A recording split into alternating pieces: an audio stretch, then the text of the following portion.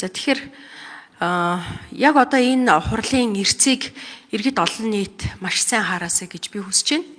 Яагаад гэвэл энэ хуралд эрцээ бүртгүүлж ирээгүй гишүүд бол атсан шалаатай альч талд гарч чадахгүй байгаа. Ялсныхан талд орно гэсэн тийм одоо алцхансан гишүүд байгаа гэдгийг нэгд цохон тэмдэглэмээр байна.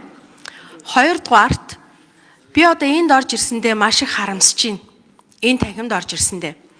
Уг нь бол би энд орж ирвэл өстой хийж бүтээгээд алаад гайхуулаад ядчил хүүхэд эмэгтэйчүүдийн төлөө гайхуулаад алчих юм баг гэсэн чи энэ дотор чи ерөөсөө багцалцсан энэ дотор чи ерөөсөө энэ Монгол улсаа тонн дээрэмждэг маф бүлэглэлийн эрх ашиг болсон тэдний хандив мөнгөөр орж ирдэг олонхтой ийм л газар байсан юм байна. Тэгээ би одоо өнөөдөр бараг л өдөртөө олдог нөө инфлюенсерийн цалинг сард 2 хувааж авч ээж одоо би ингээ хулгайч нарын нэг болоод ингээ дуудуулаад явж байна. Одоо Монголын ард түмэн болоод энэ их хурлыг 3 хувааж болж байна. Миний ажигласнаар.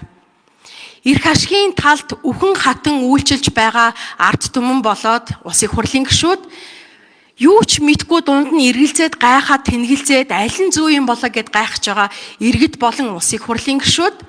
За тэгээд засаг төр тогтвортой байгаасаа гисэн иргэд болон ус их хурлын гишүүд ийм л 3 төрөлд хуваагдчих. Яг үүндээ энэ бол одоо та бүхэн одоо Шанелийн цүнх хараад гайхаад байгаа. Энэ дотор нэг Шанелийн цүнхгүй ядуурсан гуйлгчин амьтад хэн байгаа юм та нарын дунд?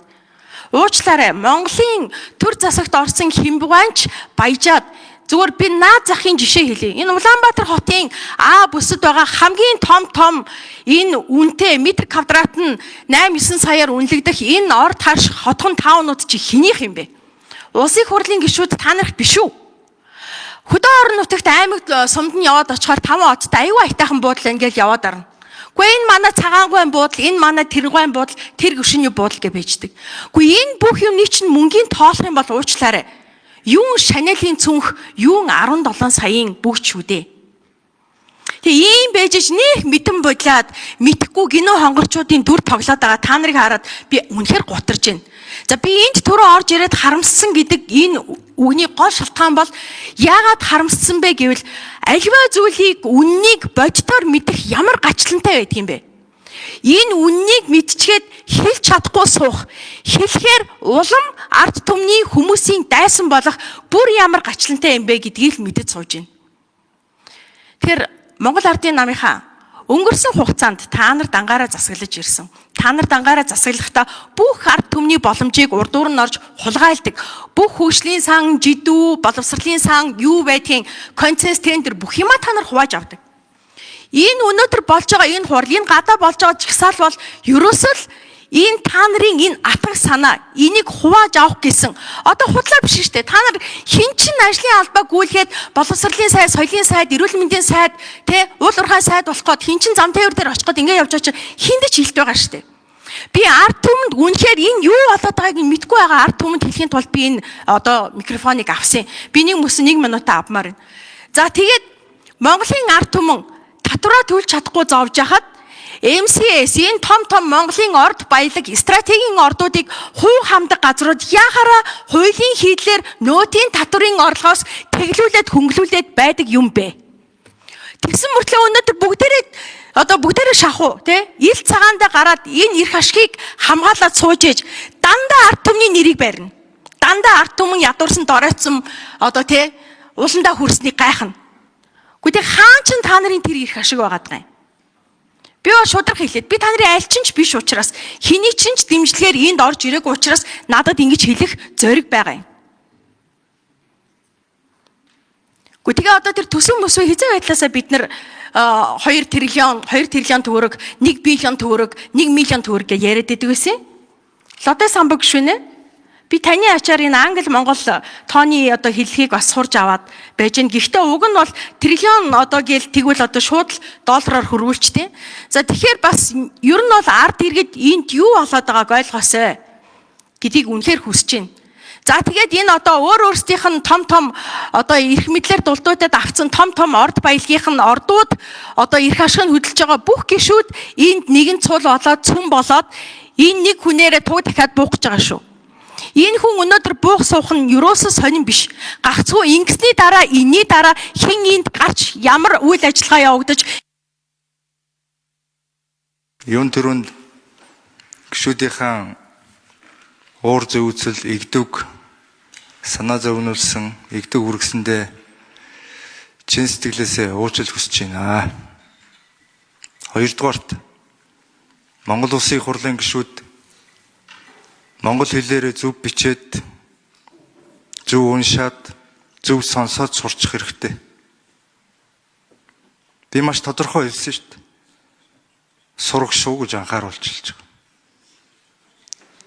Монголд ч хүн сургаар юм сонсоод тэрэндээ итгээд тэрийг бусдад ярих эрх байгаа үстэй. Ер нь бол би хэлчихье. Энэ сураг биш байлаа гэж бодъё. Чихэн дээр зүгээр салхилсан хий хоосон салхи байсан ч би энэ үгэнд итгэнэ. Яагаад тэгэхээр бид нар одоо ялангуяа шинээр сонгогдсон манай залуу гишүүд игдүүцэж байгаа гэж би ойлгож байна. Би өөрөө энэ улс төрийн мэдээлэлд их ойрхон 10 хэдэн жил ажилласан учраас манай гишүүд бас зарим нь мартсан ч зарим нь зориуд мартж байгаа байх. За би нэрээр нь зүгээр сануулъя. 60 тэрбумын хэрэг гэж бид нэр ярьдаг байсан. Хөгжлийн банкны асуудал. Одоо жидүү. Энэ бүхэн юу болж исэн бэ гэдгийг одоо бүгд мартчихсан. Хамгийн сүүлийн жишээ. Жижиг дунд үйлдвэрлэлийг хөгжүүлэх сангаас 900-950-аар нь тэгш хуваарлаад зээл өгсөн байх тэр үед Монгол улсад нэг ширхэгч мегатесл байгаагүй.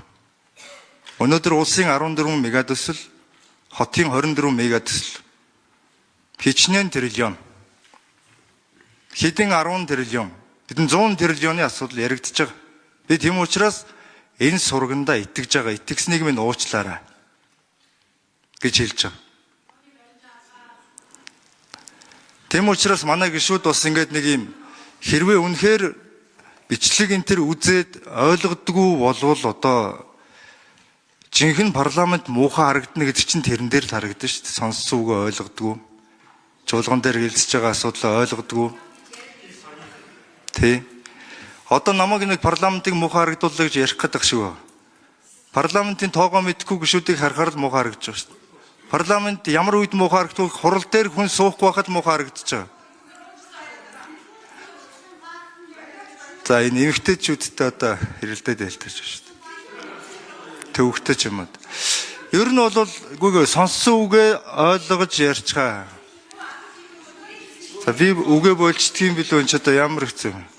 За энэ хэсэг бол ийм байгаа шүү. Би та бүхнээс уучлалгүйсэн зарчмын шаардлага тавьсан монголоор сонсож сур монгол хүн бол Монгол Улсын их хурлын гишүүд их хэлээрээ ойлголцдог байх хэрэгтэй гэдэг шаардлагыг та бүхэн тавьж байна. За ингээд за энэ одоо монгол хэлээр ярьсангүй гэж уурлах ч одоо би ерөөсөө энэ хэсэг ойлгохгүй байна. За би одоо асуултаа асууя. Та нар битгий ингээд нэг юм би сураг сонсоод за болив би дараа нь үг хэлээ шиг асуултаа болив. Энд чи ерөөсөө ганц наараа биш бүгдээрээ ингэ ашиглацсан юм байна шүү дээ.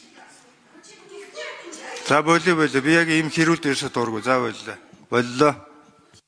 Эхнээсээ эртлээд баяр наадмаа тэмдэглээд ялалтын баяраа тэмдэглээд уугаад эхэлсэн гишүүд маань монгол хэлээ, англи хэлээ мэдэхгүй болчихсон. Триллион төгрөгийг триллион гэдэг их найд одоо төгрөгөөг монгол хэлээ гэд биднэрт заах юм гинэ. Яг бол одоо гишүү маань баяраа эрт тэмдэглэсэн хэтрүүлсэндээ юу эсвэл үнэхээр одоо тэр нөгөө түрээсээр амьдардаг MCS-ийн гадаадын тэр хөрөнгө оруулагч нартай Монголын баялагийг дэлхийн бирж дээр тавихтаа хэдэн триллион доллараар нь ярьдаг тэр яриандаа ороод триллион гиснөө мэдэхгүй байна. За тэгээ ер нь бол хин чинд гоё ярьж болно. Үг үйлдэл нь өдөр шөнө шиг ялгардаг хүмүүсийг би энд харж сууж байна. Тий?